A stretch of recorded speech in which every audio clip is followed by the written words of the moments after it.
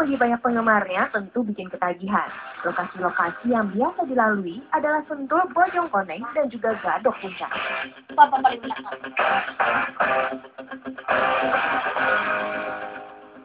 Dengan persiapan fisik prima juga memakai perangkat keselamatan, penikmat jalan nanjak ini siap start di Sentul City menuju kilometer 0 yang kurang lebih berjarak 12 km. Kita akan lihat aksi mereka melalui trek pendek ini.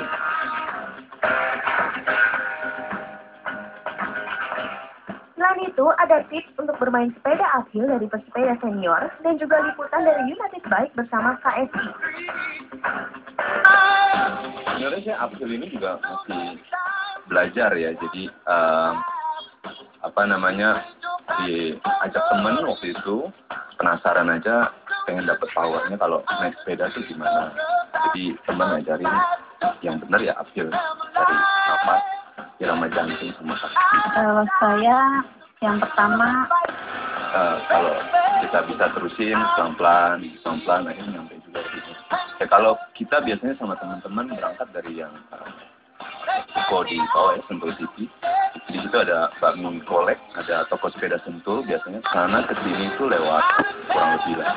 Jadi tanjakannya yang paling sadis itu memang dekat Rainbow Hill, itu yang paling bikin mental jatuh biasanya teman-teman kalau dari pertama kali atau dua kali kesini, biasanya di situ. Saya praktis goes dan alhamdulillah karena saya tinggal di Sentul, jadi saya diuntungkan oleh suasana dan lingkungan Sentul ini. Yang pertama pasti berhenti. Yang jelas waktu pertama goes itu saya dan sampai hari ini saya dari bawah sampai atas itu saya membutuhkan waktu kurang lebih 55 menit sudah sampai ke kilometer 0. Kan gini, kita melatih dua hal. Pertama, kesabaran. Karena kesabaran itu ketika kita melihat tanjakan, orang relatif ingin mengalahkan tanjakan itu. Padahal yang benar itu adalah kita sabar menanti sampai dengan pada titik itu. Yang pertama, bisa gigi yang nomor 3 atau nomor 2. Itu tergantung juga kekuatan masing-masing powernya goeser itu sendiri. Sebetulnya sih memang latihan yang rutin. Yang harusnya memang setiap hari kita harus bersepeda. Dan memang kebetulan kan saya sepeda bekerja. Setiap hari saya bekerja menggunakan sepeda.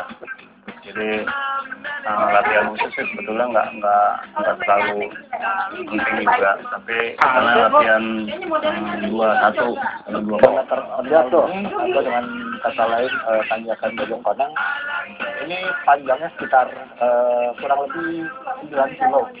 9 kilo ini kita ambil dari Petronas, tempat kita parkir kendaraan biasanya orang-orang NTB dari seluruh Jabodetabek. Lalu dari situ biasanya mereka goes ke 0 yang memang sepertinya udah seperti standar nasional kalau mau menaklukkan tanjakan yang Jabodetabek yang oke ya di K0.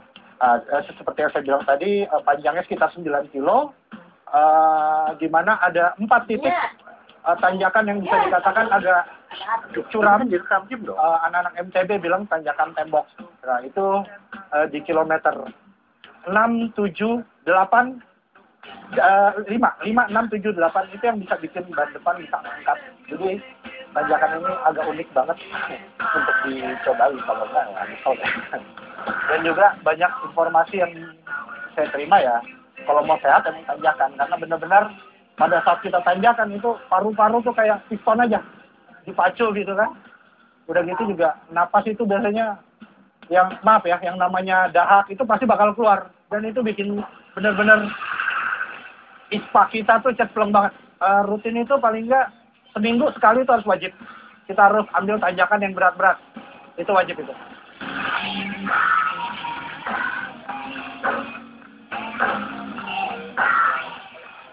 Iya. Gak ada yang jalan aspal yang mulus.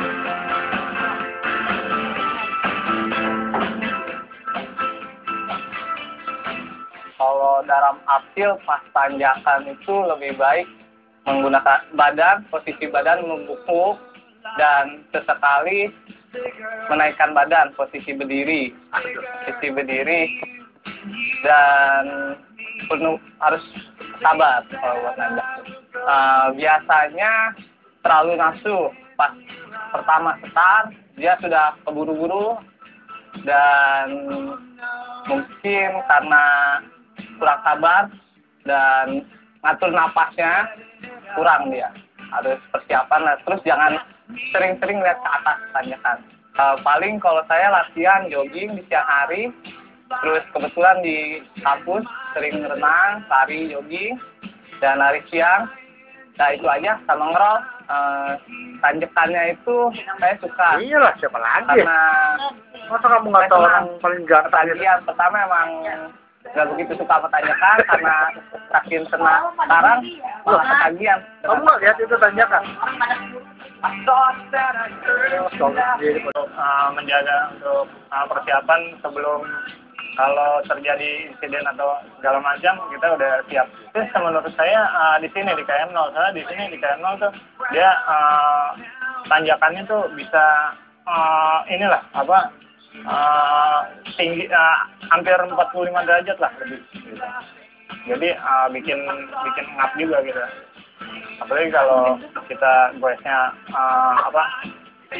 stabil, jadi sampai atas juga lebih enak lah di sini dibanding yang lain. Jadi pada waktu kita mengayuh sepeda, sebelum nanjak biasanya agak landai. Pemakaian Om John. Ini yang namanya Om John. gear itu di depan biasanya pakai tengah, di belakang masih agak kecil. Tapi pada waktu mulai menanjak, kaki kita mulai merasa berat waktu mengayuh. Sebaiknya kita mulai naik pelan-pelan, bikin ringan, terus sampai ketinggian tertentu kita udah mulai capek. Di depan juga kita bikin lebih kecil lagi supaya ngayuhnya jadi lebih ringan. Itu akan membawa kita untuk bisa mempunyai tempuh yang sedikit lebih jauh. Kalau memang sudah terlalu capek, apalagi untuk newbie, itu sebaiknya jangan dipaksakan karena biasanya itu terjadi kram pada kaki. Dan kalau memang kita udah sampai seperti itu, untuk newbie ya, kalau udah mulai terasa kram, sebaiknya kita tuntun aja, nggak usah malu-malu, karena ini bersepeda untuk olahraga, bukan untuk show. Jadi kalau memang kaki sudah mulai berasa mau kram, sebaiknya kita berhenti.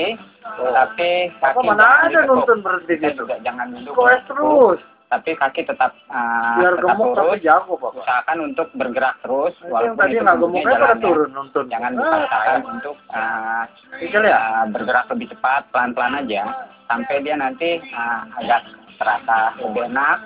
Tunggu sebentar. Sarannya lebih banyak minum supaya Tuh, Papa. cairan di dalam tubuh kita tidak berkurang. Karena kalau sudah berkurang cairan tubuh, otomatis nanti di dalam darah terutama ya akan membawa kita punya kaki, otot-otot kita nanti akan menjadi kram karena kekurangan cairan yang masuk TV kalau nggak ahli, Mas. Tapi buat yang pemula, Yang masuk kalau TV itu kan melakukan dia dengan memang ahli-ahli. cara sejak awal itu sudah memanage tenaganya, sudah atur tenaganya, Kita tahu juga. menggunakan shifter yang benar, putaran kaki yang benar, jangan terlalu mau pakai berat gitu ya, ringan-ringan aja, pelan-pelan. Ya rasa seperti jalan di rumah lah, naik sepeda santai-santai gitu, tapi naik terus. Dan saya yakin itu pasti akan terjadi.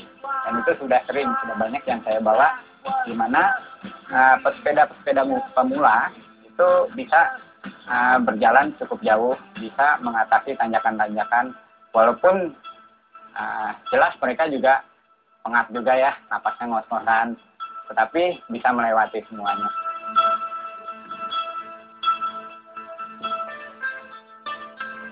Wawancara, Pak.